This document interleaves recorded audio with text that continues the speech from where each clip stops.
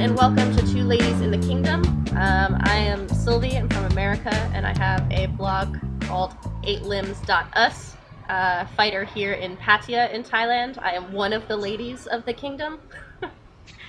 And this is Emma. I'm Emma, I'm from England, also fighting in Thailand, but I'm living in Bangkok. And I also have a blog, which is undertheropes.com. Nice. So we are sponsored by Low Blow, which is one of the only companies that we've ever come across that makes a functional and comfortable female groin guard.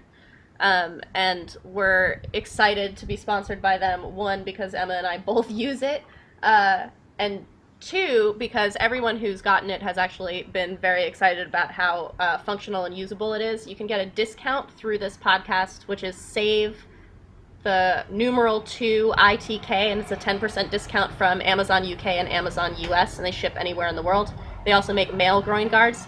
And I have a quick story about wearing my groin guard. In one of my fights, I fought by Fern up in Chiang Mai.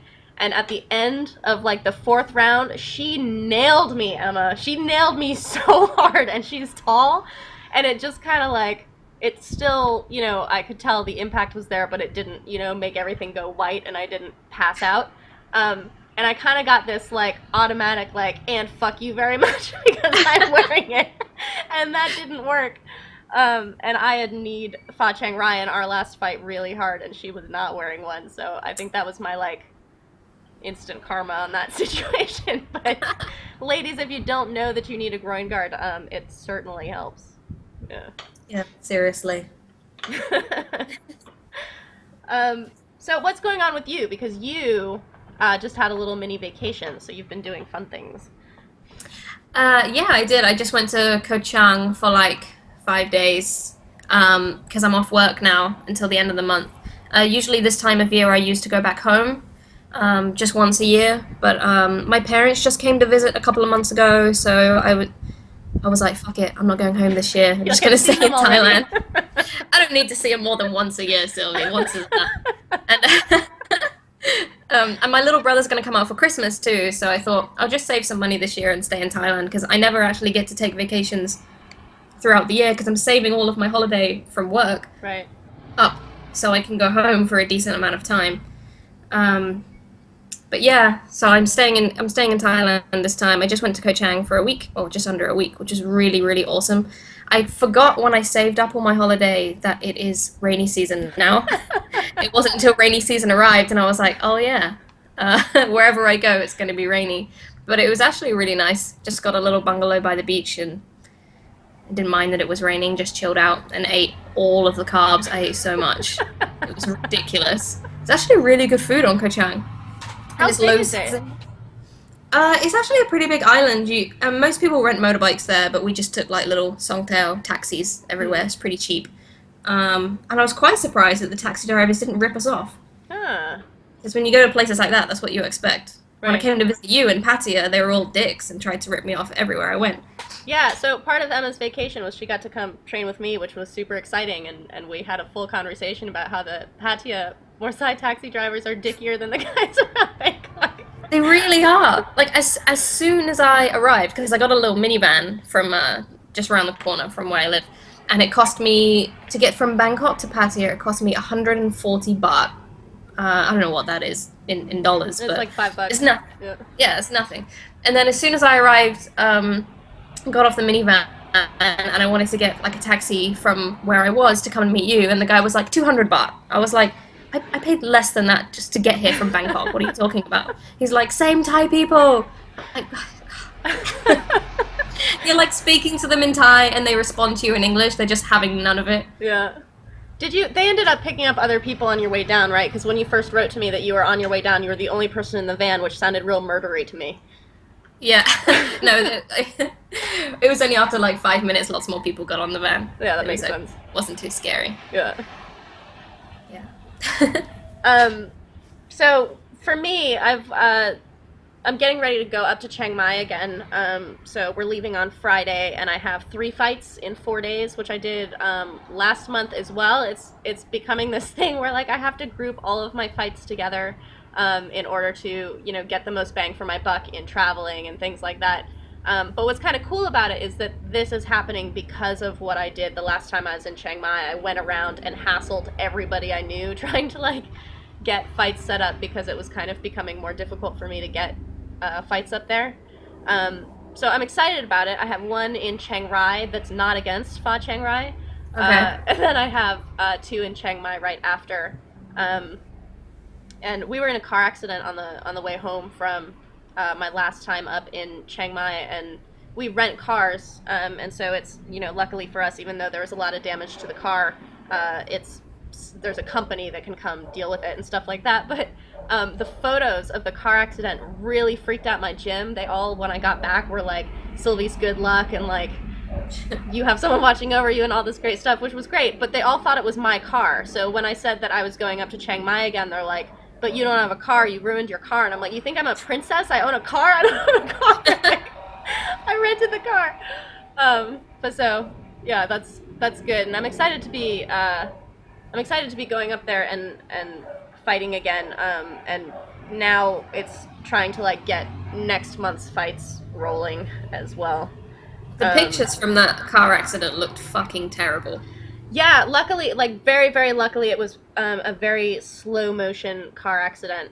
So the the final destination aspect of it, where it like looks like I narrowly escaped my own death. I think that the photos looked a lot worse than it actually was, but I am incredibly lucky because I literally have like this little scratch on my arm, and that's it. So very lucky.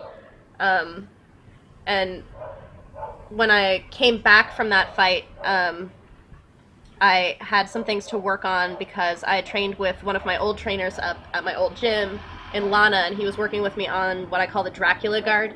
And so I've been working on that a lot at my gym, and I've actually seen other kids starting to like pick it up, which is really cool. And Pinu has been working with me on it as well. He was actually really irritated that I don't kick a lot in my fights. This is like suddenly something that he's decided he's going to resolve.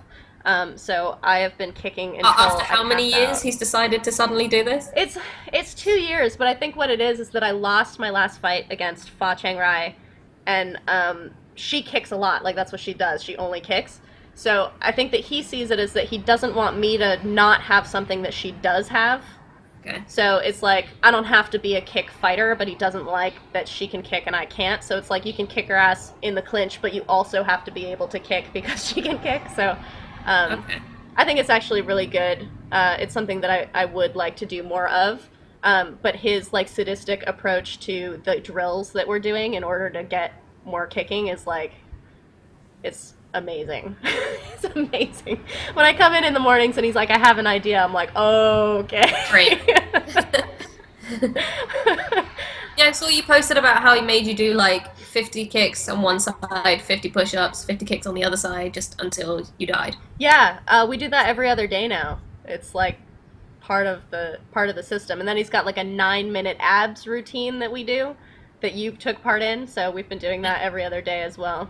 Cool. Didn't you say he had like a pull-up routine he had you doing too? Yeah, so that one you do like 10 pull-ups like from the back, and then you do 10 like wide grip from the front, and then 10 like I don't know, an 11 grip, and then you have to do 20 push-ups, and you do that 3 times. And it's one of those things where like I did it the first time, so now he's like, you can just do it all the time, and I'm like, I kind of want to die. Yeah, sounds horrible. Another cool thing that when I was up in Chiang Mai, I stopped by the all-female gym, Petang Pong, which is out in Mae Rim. It's just outside of Chiang Mai City, and it was just coincidence that this young girl, she's like 13 years old, and she has like 40-something fights and only 2 losses. She was just like wailing on the bag when we got there, and their trainer really likes me. He remembers me because I used to fight a couple of their girls who were scary as fuck.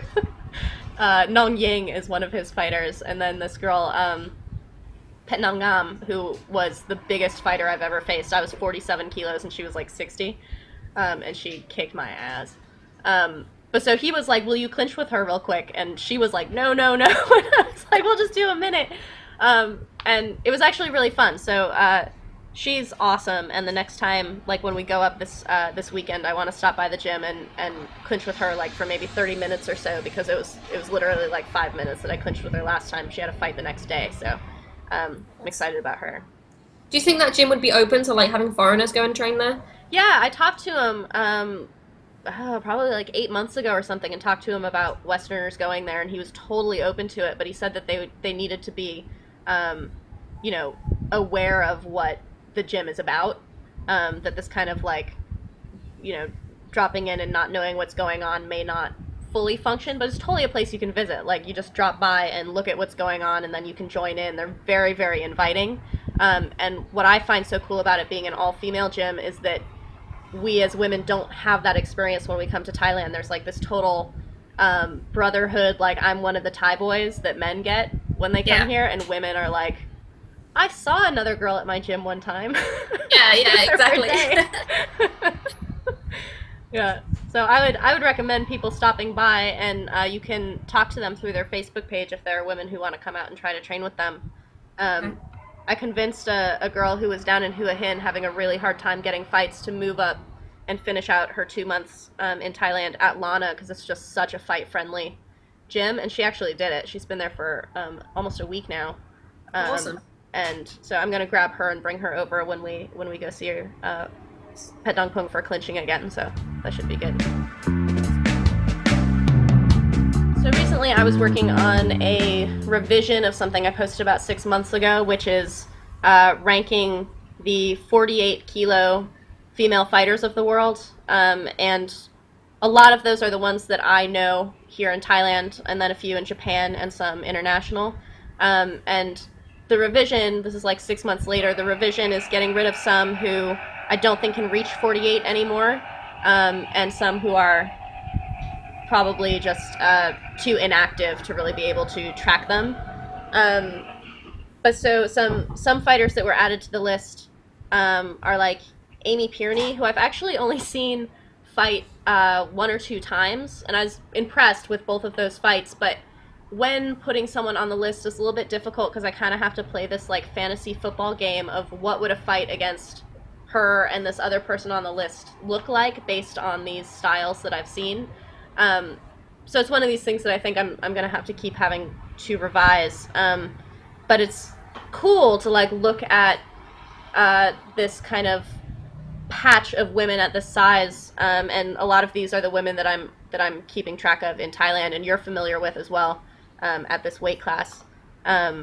But so I just reposted the revision with some fighters who have changed position, and then putting in some new fighters and taking out some of the fighters that don't fight anymore or aren't that size anymore. But Petji Ja is high up on that list because she's amazing and is getting closer and closer to actually being in that weight class. And Yeah, I've which is heard good. that Hopefully she'll actually get some more opponents now. totally. So there's this PPTV show that's happening on Fridays. She fought recently on that I had not heard about at all, and then I saw it on YouTube, and she did really well in that, as she always does. But she's going to be facing Fa from Yokao Gym next month, and Fa has been awarded, according to Yokao, 3 times the Female Fighter of the Year. So that should be a really good fight to see. And then the rumor mill is going that Petchija and Loma are finally going to fight. Ooh, Yeah. that'll be good. So that's really exciting, because Loma's #1 on my list, and she's crazy good. And I'm also just excited to see more of this Far Yokao girl, because the Yokao keep posting about her, but Yeah. nobody else seems to know anything about her. And they keep saying she's undefeated, she's won Fighter of the Year, but what is this Fighter of the Year award? Like, nobody else seems to know what it is. And I'm not saying it doesn't exist, but like, where is that coming from? I don't know. Yeah, it's difficult. I actually heard from a couple of fighters that they used to train with her at her dad's old gym that was called Rung Rung, which is very similar to my gym, Pet Rung Rung. But so they used to train with her, but these are fighters who she should be fighting, like Fa Cheng Rai and Yo Ying. And they're like, oh, no, well, we can't fight her. She's like our little sister. We used to train with her. And I'm like, well, who is she fighting? Like, who is she fighting? And Yeah.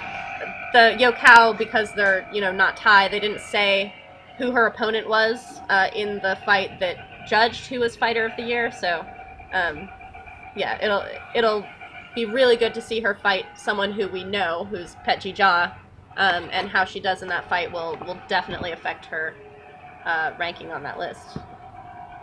Yeah.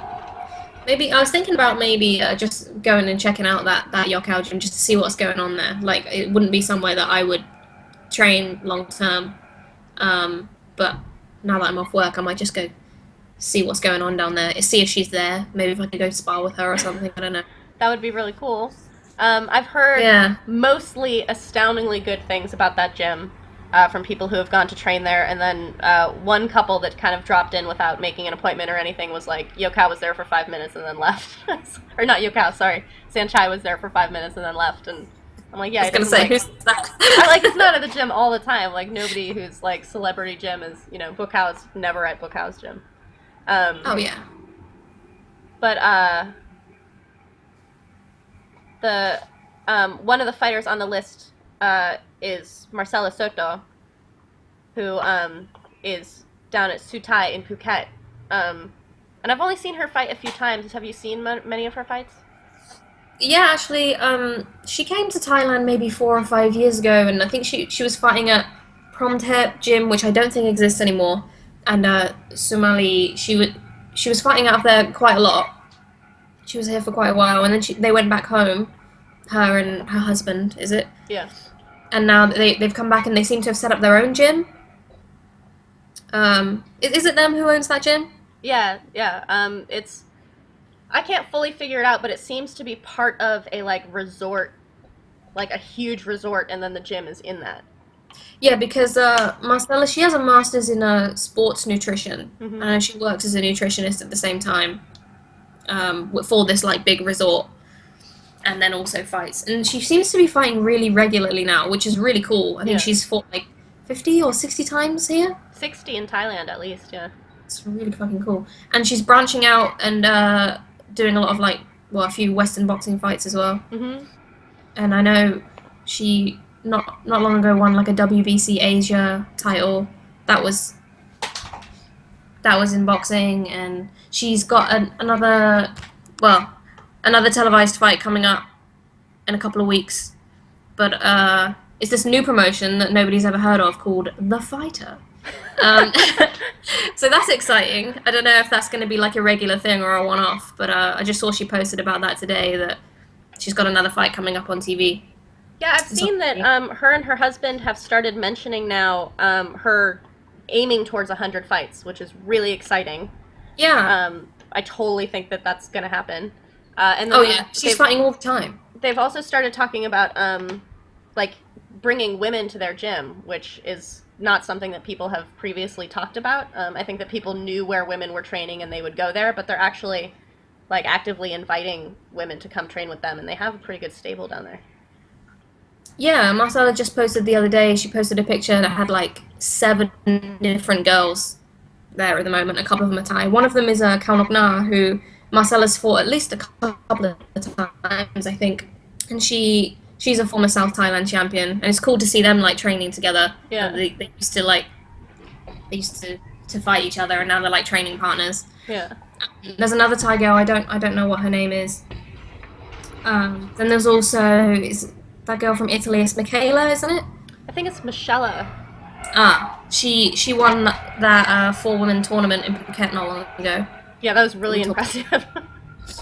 Yeah. So they seem to be building up a really cool stable of female fighters, Yeah, which is awesome. I think that other Thai female fighter is named Bokao, and she just That's right. She just Yeah. won a boxing title of some kind. I don't know what size she is though. She seems to be around 50 or something. Yeah, I'm not sure. There's something that you reminded me of, and I can't remember now. oh, you were talking about this new show that she's on that's going to be on Channel 5. I've noticed recently there seem to be a lot more tournaments going on. Thailand loves tournaments right now, whether it's the 1-round knockout or the 4-man of Max, or everything is a tournament, and they're doing this huge tournament up north that has a lot of women on it, and they've had a number. I think they've had like 3 rounds of it already, maybe 2. It's Mhm. sponsored by Yamaha, and it's got a lot of the women that you and I pay attention to up in that area, and people who we fought very recently. Fa Chang Rai beat Hong Yok Lek, who you fought, Mhm. um, and it's I don't know anything about it because they're actually not talking about it really well. They're just giving results and things like this, but it's supposed to take place over a period of like a year and be in 8 different provinces and stuff like that. So I'm excited about there being like female fight tournaments over a long period of time. And in our weight class as well, because it's kind of a, a low weight class, so you don't normally see too much going on in that weight. Yeah, this is the thing is I feel like there's tons of female fighters in this weight class, but then when they do something kind of with a lot of sponsorship or money behind it, like Angels or something like this, they go for just above where like most of the fighters seem to be. They have amazing fighters at those sizes, but they like even Chomani is usually outsized in those tournaments. They're not like built for her actual weight class. So Yeah. so it's cool to see. It's cool to see the smaller girls for sure. Um, so on that note, talking about fighters who we're excited about, um, I'll go first. I am super excited about this fighter named Tanan Chinook, who I've talked about before, and she's from Lampang, which is up north, kind of by Chiang Mai, and she's like 18 years old, and she's been fighting for a really long time, and I've fought her twice, and she's just you know how like if someone photographs you when you're fighting, you're like, why do I look like a troll in all of my pictures? And you're like, why can't I just relax and kind of look That's just more me in photos all the time, except I just do a thumbs up to make it somehow less awkward. right? Like I've either got resting bitch face or like troll face. Those are my two. Those are my two options.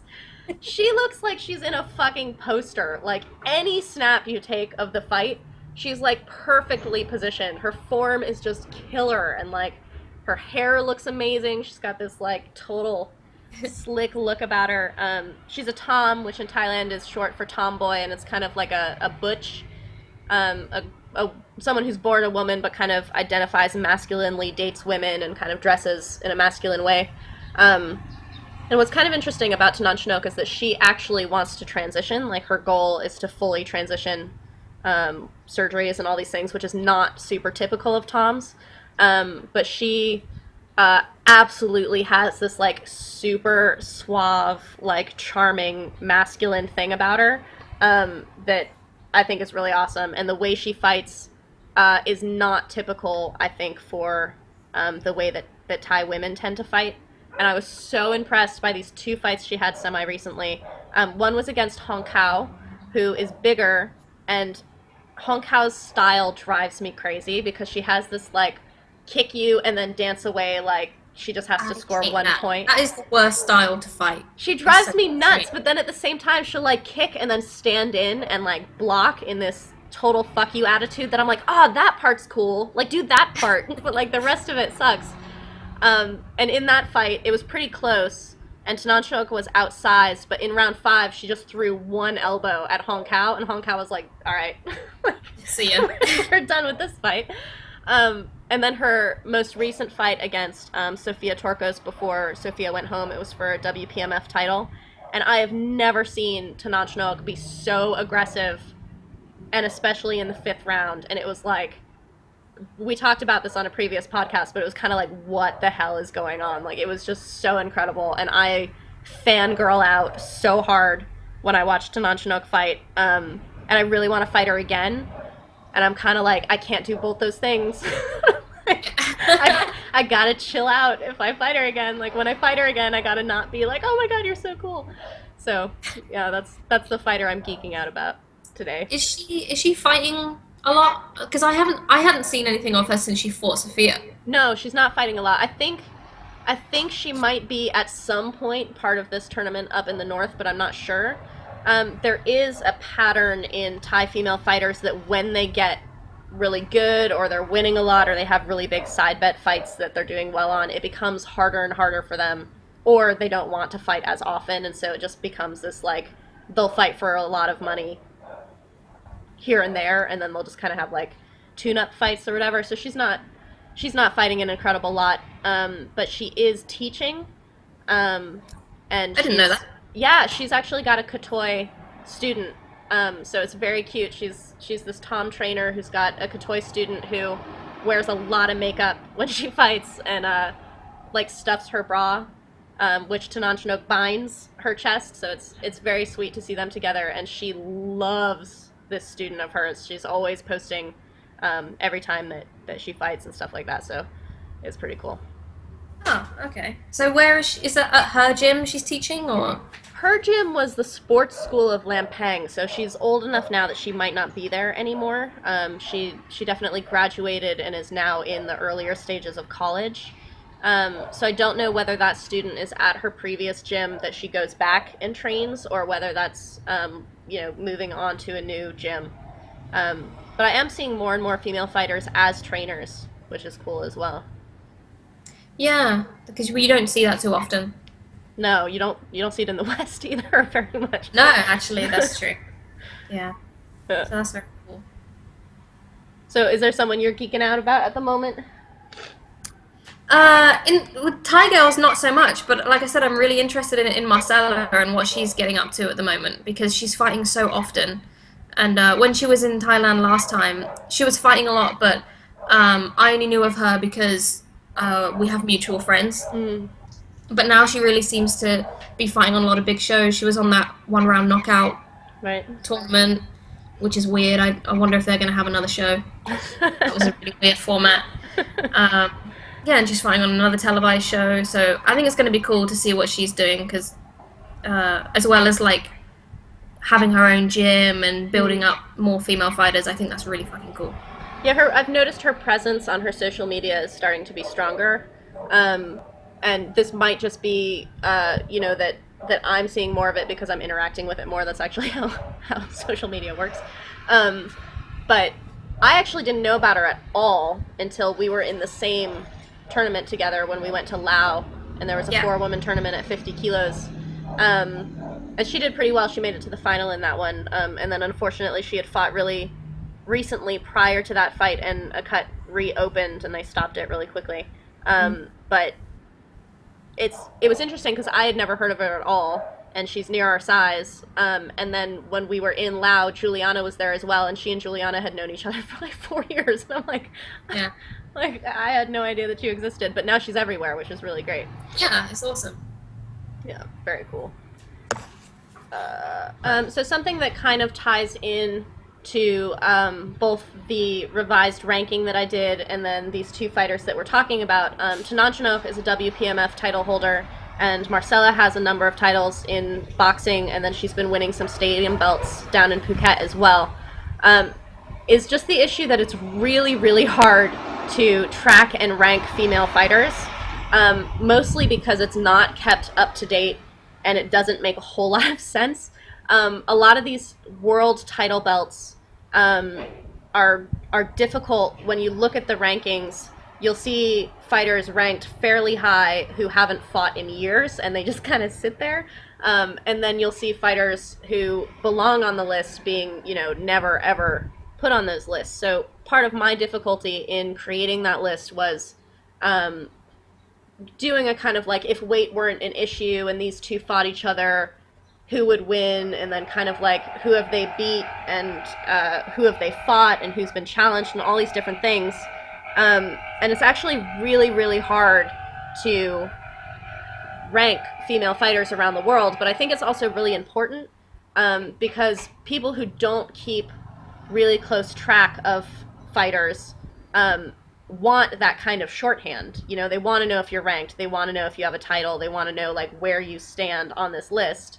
And I get really frustrated when I hear people act like they're following female fighting, and they're like, oh yeah, well, who is she beat? And I'm like, can you name 3 fighters in her division that you would recognize? And a lot of times people can't.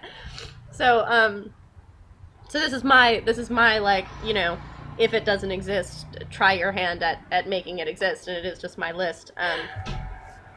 So you wrote a blog post a while ago about the difficulty of titles.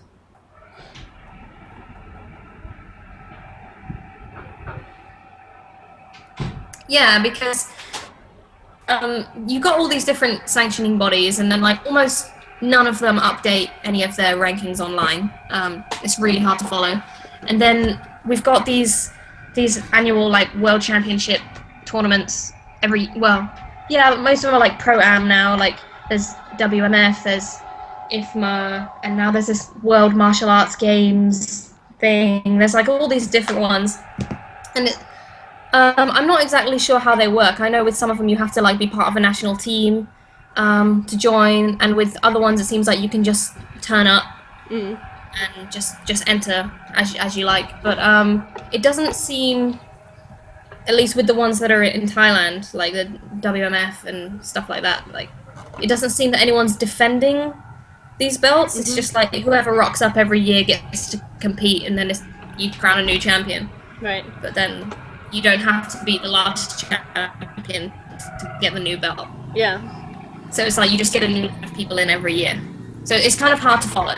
And none of those results seem to get published anywhere. With the IFMAs, they do actually update things really well. Yeah. But none of these other organizations post anything. Yeah, photos. There's also on like really well-established, really long-standing titles like the WPMF, I'll see like a fighter sitting on the belt for like 2 years. I'm like, when do you defend that? Like you never defend it. And it's unclear who's in charge of that, or kind of like whether there's rules about how often you have to defend it or anything like that. And you know, neither you nor I are like super big on titles and belts and things like this, but because it's an important part of legitimacy on the world stage for fighters, and I think probably especially female fighters, because people want to know like what you've done and things like this. It's really unfortunate that there isn't a lot more weight to it, so that if you pay close attention to it, you're more bewildered than if you have no idea what's going on. You're like, oh well, yeah, I looked at the rankings. But it doesn't make any sense. Like it doesn't make any sense at all. Yeah. I mean, sometimes when you look at the rankings, female rankings I was looking at, and like some of the girls on there, they've been inactive for years, or they're listed at a completely different weight class. Or it doesn't make sense.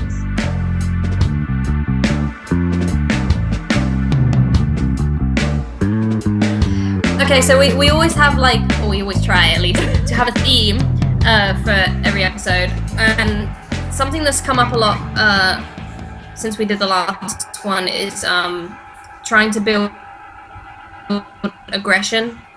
It's been something we've been talking about on the forum quite a lot, and it's something that I know I've always struggled with, and so you've talked about it a lot as well. It's like struggling with being aggressive, like in sparring or in fights, or maybe you have it in sparring but you can't carry it into a fight. Yeah. And it seems kind of strange, because you'd think that as a fighter aggression would come really naturally to you, but for me it doesn't at all, and I struggle with it a lot. And I've lost fights that I just did not need to lose because of it, because I just wasn't aggressive enough. Yeah. Well, what do you think that is in your fights when you have like knocked people out when you choose to actually be aggressive, and then there are times that you kind of default to a style that you know doesn't work for you, but you go to it? Is that because you don't want to be uncomfortable, or is it because you kind of need your opponent to give you permission to be aggressive, and like something happens early on that sets you on the rail to not being aggressive? Or like, how do you see that in your own experience? I think mainly it's down to just a lack of confidence. I think that's what it is in general. But in the fights where you have been able to sometimes there might be something. Say that again? In the fights where you have managed to be aggressive, do you go in with a different mindset? Like, are you feeling more confident in those fights, and what is that causes that? I think for me, if I start out too slow, I find it really hard to adjust throughout the fight, which is stupid. Like, you should be able to adjust your game between rounds in every fight. But sometimes I struggle with that. But I find if I go in with it set in my mind to be aggressive from the start, I'll be much more successful with it. I can't just like not think about it and then try and pull it out in the 4th or 5th round. Like, for me, I have to go in from the start with it, Yeah. and then it normally works for me. And I find when I am aggressive, I'll usually win by knockout. But when I'm not, I'll lose a decision that like kind of seems pointless, and I'll come out of a fight like I didn't even do anything. You know what I mean? Yeah. Like I just wasted a bunch of time, or I waited too much, or yeah, it's really frustrating. I feel like it's this kind of baby bear scenario, right? Where like you can be too aggressive and not have control, and you just see these people like windmilling in fights, or Yeah, they get too hot headed and actually can't strategize, or they're not like responding to the fight. They're just way too aggressive. And those people need to learn in training how to like control it. And then there are people who, they like rip the pads and they're awesome and their technique is great, but then when you have to go in front of a person, like the difference between hitting a bag and hitting a person is just huge, and people can't get it together. And I feel like part of it is that for me, I'm not a like naturally aggressive person, which I think is common among people who train martial arts. I don't think that people are like, I'm so aggressive, I gotta go like channel it into this martial art. I don't think that's typical. Um, but I've noticed that I also have a problem with aggression coming at me. And so I think that I try to like flatten it out because I don't want that coming at me. And so I'm hoping that if I keep it low, like other people will keep it low too. Like we'll stay cool. Like it's not gonna like elevate. yeah, Um, and I think it's like how you kind of, if you have like volcanic friends or people in your family who kind of like get out of control, you learn how to tiptoe around it to not create that scenario. But the thing is, when you're in the fight game, you have to, in the same way that someone who has too much aggression has to learn how to control that to the right level. If you don't have aggression, you have to learn how to build that to a level that is appropriate for fighting. And I think that for a lot of people, and I don't know if it's women in particular, but women are not supposed to be aggressive like at all. So yeah. from the get-go, we're really, really conditioned to not be aggressive. So you really have to go against a lot of those social norms, which I think a lot of people like in martial arts. Maybe that's one of the reasons that women find it to be such a like release. But then you also have men who are afraid of being aggressive because of, being an asshole or losing control, or they kind of have to control their aggression in their real lives. So I think something that I've noted in considering aggression and talking to people about their issues with aggression is that it's a way more holistic approach than compartmentalizing between I get in the ring and I'm really aggressive and try to break someone's head off, and I go home and I'm like the nicest guy. Like you can't. Yeah. Like I've had to approach training aggression as an actual skill in my entire life. Like I can't only train it at the gym. I have to do it everywhere, and that doesn't mean that I'm like yelling at people or something like that, but it is who I am outside of the ring that's making it really difficult for me to be aggressive in the ring. So I have to approach it from both sides of that. Yeah, I have the same thing. I'm really poor at like aggression in general. Like I can be kind of like a doormat. I'm not very good at confrontation. I try and like avoid it. So I have to try and practice it in all areas, not just in training. Yeah, it's one of those things where like something happens and you're like, I'm totally gonna say something, or I could not. just leave it. Well, I would say 9 times out of 10. I say 9.9 times out of 10. I go in there like I'm totally gonna say something, and I just don't. Like I'll be relaying a story to someone and be like, yeah, and I was like, blah, blah, blah, bitch. And they were like, oh, did you actually say that? Like, well, no, but I thought it in my head. No, but I thought it so hard. Like I really, yeah, exactly. I really thought it. Have you noticed over the years that you've been doing Muay Thai and you're into mental training, you definitely have approaches to mental training. What have you done that's worked in training aggression, and what do you think is something that you need to, like you need to do it and you have a really hard time doing it? I think mental training goes a long way towards it for me, because I I I sometimes I fuck up when I'm in training, and I'll just like not kind of be like going through the motions, but not be like really having it at the forefront of my mind all the time in sparring. I just think, oh, if I always just spar, then I'll get better at it. But no, you have to really be fucking thinking about it all the time. You can't just be like, just be going through the motions and expect not to get better at like a specific thing. Yeah. I drop the ball on that sometimes. I'll go through a whole sparring session and be like, I didn't even work on the thing that like I really thought I was going to do. Yeah. So I really need to work on just picking a thing, and usually it's aggression. Like I just need to go forward. I don't know why. In the last couple of years, I've like developed a more like backwards style, and like I said before, like it doesn't work for me. Mm. But in sparring, I don't know if it came from me like always sparring with bigger people, Yeah. or whatever. I mean, you can make excuses for it, but yeah, I developed like a more backward style. And in sparring, it seems to work, and in fights, it fucking never works.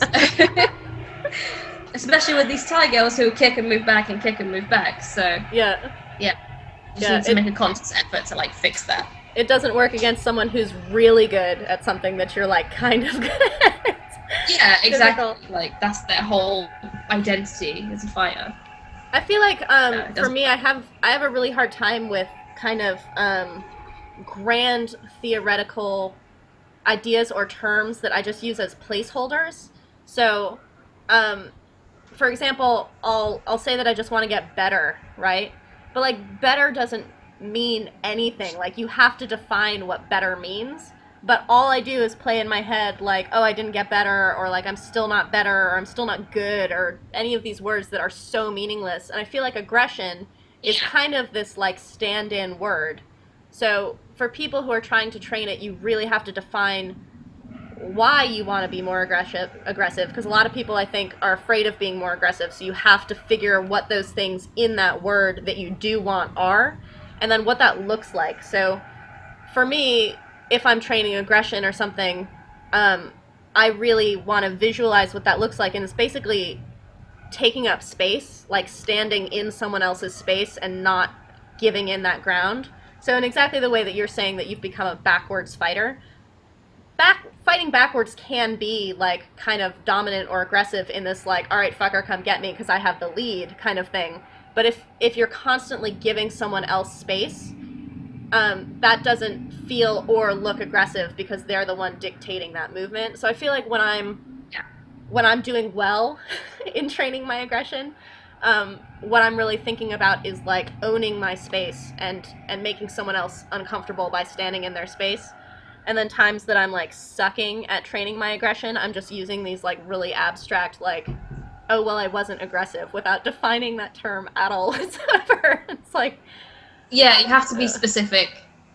yeah, Otherwise, it just doesn't. yeah, And I think sometimes it's like you don't want to be aggressive because you're like afraid you're going to open yourself up for Right. something, right. or you're gonna like look like you're just like windmilling and lose control. But you can't just not take any risks. That's the thing. So just be confident and just take the risk and just do it. Especially in training. Like in training, if you fuck up, that's how you learn. In a fight, when you fuck up, it takes like 10 fights to fix that one mess up, whereas in training you can work on that immediately. Like that's the time you want. It's like a test kitchen. That's the time you really want to mess with it. I think the other end of that is that so many people think about aggression as like, I want to kick somebody's ass or something. Like they think that it's just this kind of like forward snarling dog kind of thing. But I think that part of training aggression is being comfortable with someone being aggressive towards you as well, and that not being a super emotional response. I don't know why, but this one kid I train with, Alex, he's from Italy. He's like 15 years old, and he's the only one who I will get like emotionally upset when we're sparring and he's being super aggressive. And I think it's because he gets a little bit emotional too, but it's not good for either of us. And I can feel the distinction between when I'm emotionally invested in that situation versus when I'm going against like the Ninja Turtle, and it's just funny. It's like I'm pissed that he broke my eardrum, but I'm not like emotionally involved in the situation. So I think that being able to distance yourself and understand that it's that it is a skill that you're trying to learn. It's like being emotionally upset that your kick isn't landing or something. Like you need to like just look at it from more of a technical standpoint. Yeah, like Katie, who I used to train with for a couple of years, she's gone home now, but she was really good at aggression. She was just aggressive all the time. That's how she won her fights. Do I need to let you out of the shower? Okay, hang on.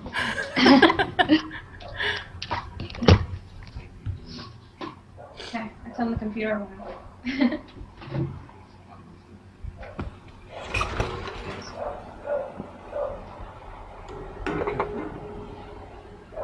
Mm-hmm.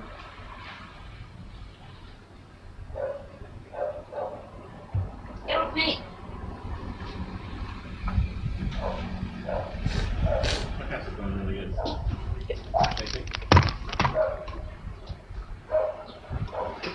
Been like trapped in the shower, just waiting to get out.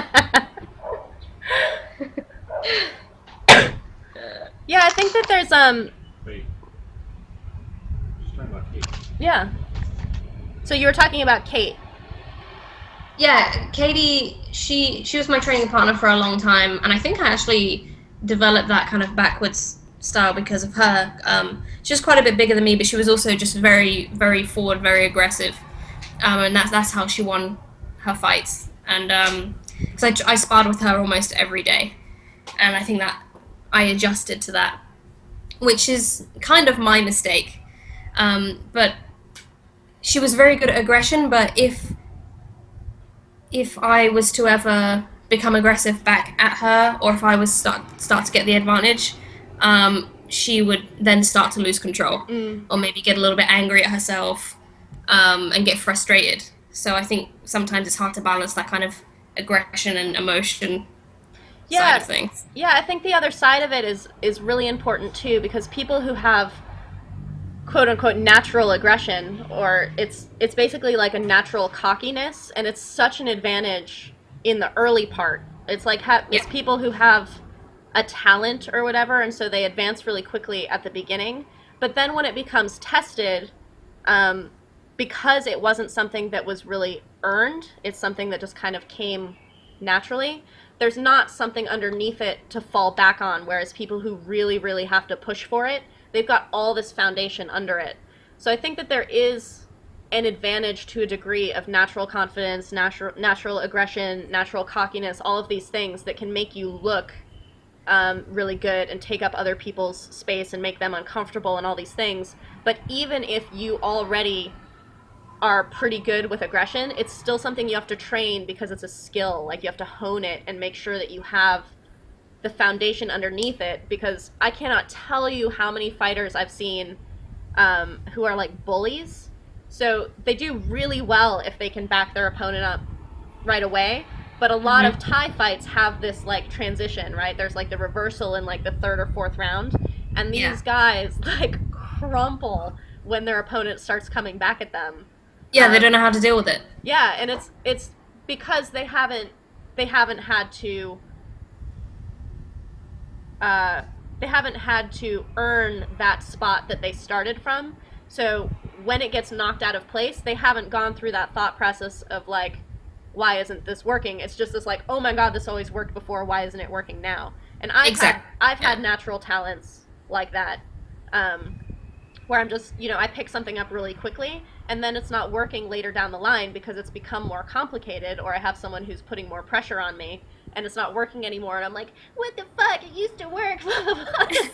It's like now you have to like, learn how to do it and like actually have the foundation under it. Yeah, it's true. Yeah. I mean, having natural aggression it's an advantage and it's a gift, but it's hard to be on both sides of it. Like, I think there's an advantage to being too aggressive and not aggressive enough. I think, to be honest, I think I'd rather be on my end of it and just be able to train that aggression a bit more than have to like pull it back and not be in control. Yeah. But either way, you really need to work on it.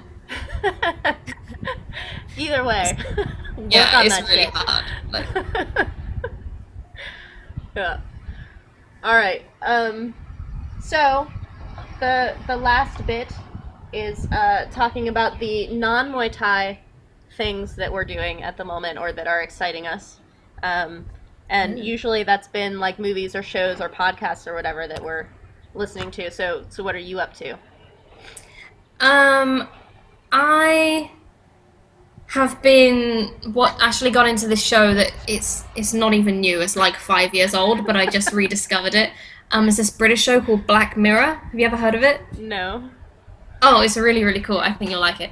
It's like a really dark series. It's like every episode is totally different story, different cast, different people, and it's basically how like technology and social media is going to totally fuck up our lives. It's really, really good.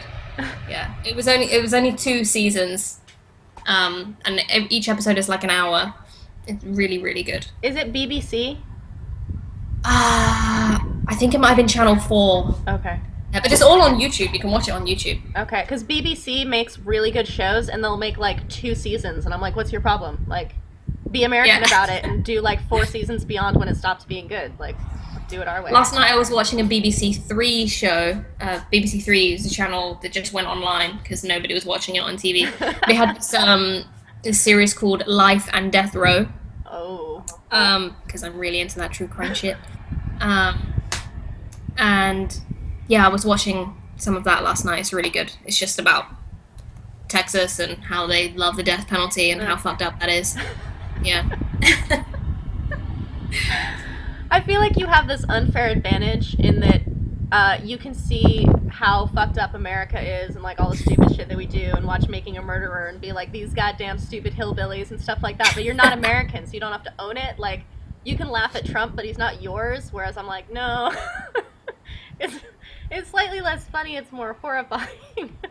Yeah, that's also true. We've been watching the 3rd season of Penny Dreadful, which I think you said 2 likes. 2's been making me watch that. You're not into it? Not so much. Okay, well... I haven't given it enough time to, like, to really get into it. It's nothing but time. Those are some long episodes. It is a meditative show. What is it, all like vampires and shit?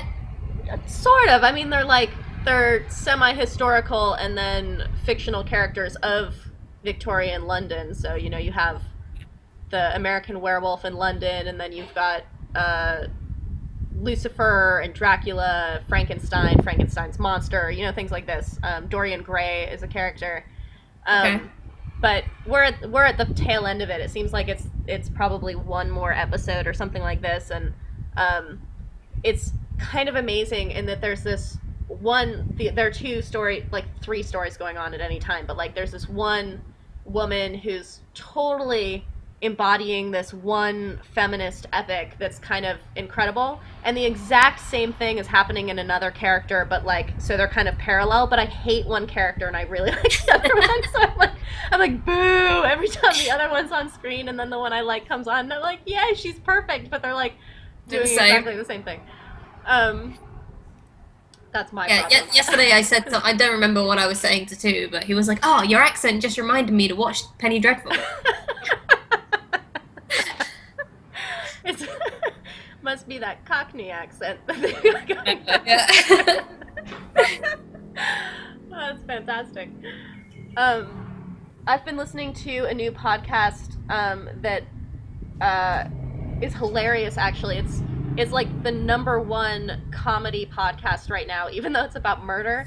So it's these 2 women in California, and the show is called My Favorite Murder, and every time they just kind of talk shit for like an hour, and then they'll each introduce a murder that they're like really fascinated by. And I find myself like laughing out loud when I'm running around in the morning doing my runs, and people are like, this crazy Farong is like cackling to herself as she runs through the streets, and I can't even... some guy on Twitter recommended this, right? Yeah, I don't remember really good. Thanks, Twitter guy.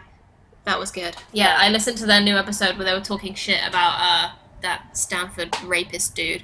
See, I'm not that far in because I started from the beginning, so I'm gonna have to catch up, but those ladies know what's up. They're hilarious, and they're like, yeah, they're funny. they can't remember the names of things, and they're like, everybody hates us right now. They can't remember the name of, you know, like the side murderer or something like that. It's very funny. And then I've recently been listening to books on tape. I don't like music when I'm running. I feel like I've reached an old age or something where I just don't like new music anymore, and it makes me sad that my favorite bands are like Nine Inch Nails, who are proper like 30 years old now. So music is none of my business. I just listen to my books on tape. And I've listened to 2 now by the same author. He's like a science writer, and he does evolutionary biology mostly.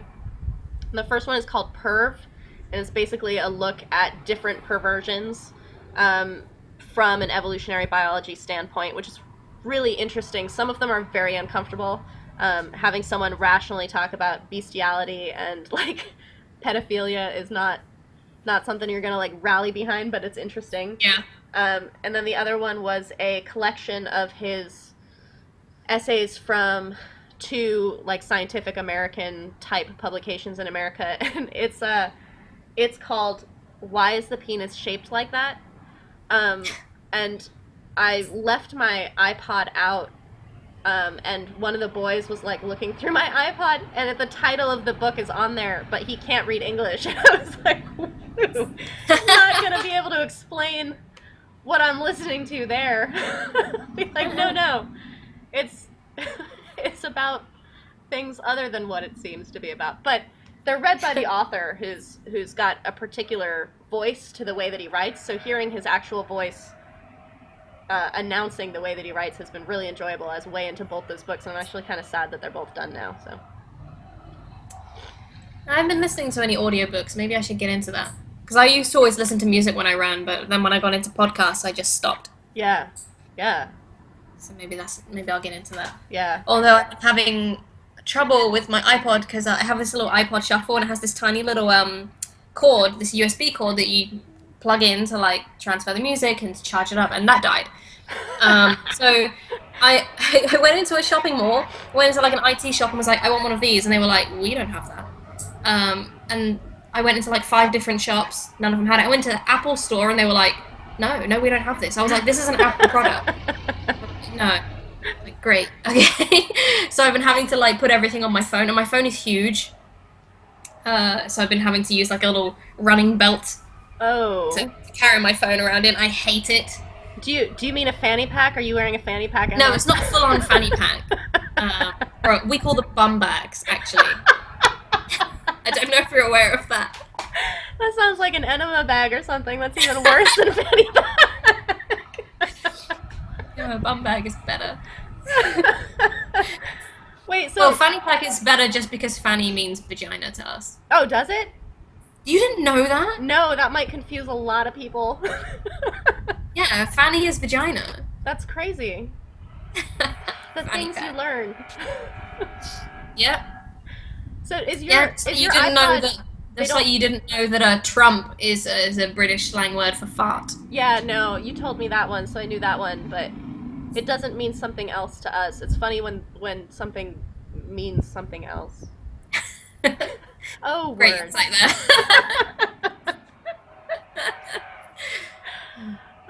There's something, I wish I could remember the example. I honestly shouldn't even bring it up because I can't tell you what it is. But the other day, Pinu used a word completely wrong, and I'm like, that is not what that means. And he's like, no, it is. And I was like, no, I speak English.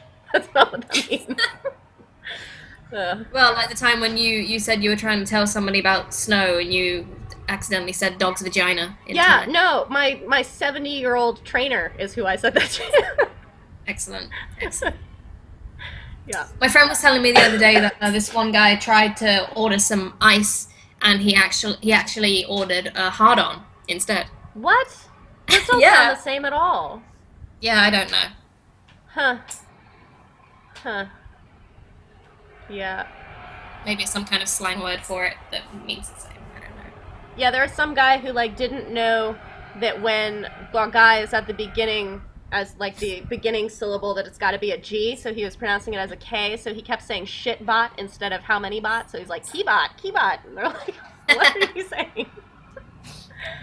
Yeah. I had a friend here called Keith, and he started teaching, and the Thai people can't pronounce the th sound because they like basically don't have it in their language. Yeah. So when his first day at school, and he was telling everybody his name was Keith, and he came home and was like, Emma, why did all of the students laugh at me? I don't understand. And I was like, oh, because your name basically means you're Mr. Shit. He was like, why the fuck didn't you tell me that before I went in? They were calling him Key. You should just be Mr. K. Yeah. Helpful. Amazing. Yeah, I've started to be able to like Thai-ify every word that I don't know by just using the English, but then putting the emphasis on the last syllable instead of the front one. Yeah. So if I'm like, my friend Emma's coming, and Pinu's just like cross-eyed, he has no Emma, idea. I'm like, Emma, and he's like, oh, Emma, and I'm like, yeah, no, I didn't say her name wrong the first time. I'm Yeah. like, my name's Sylvie. They're like, what? Sylvie. They're like, oh, yeah, great. Yeah. I don't know. I tell my students off for that all the time. Yeah. Like, just emphasizing that last sound, like, computer, teacher. Hamburger. It's a really easy way to sound Thai. Yeah, but yeah, so if you come to Thailand and don't know what something is, just overemphasize the last syllable and might You'll work. get it. I've got one of those trucks coming by that's like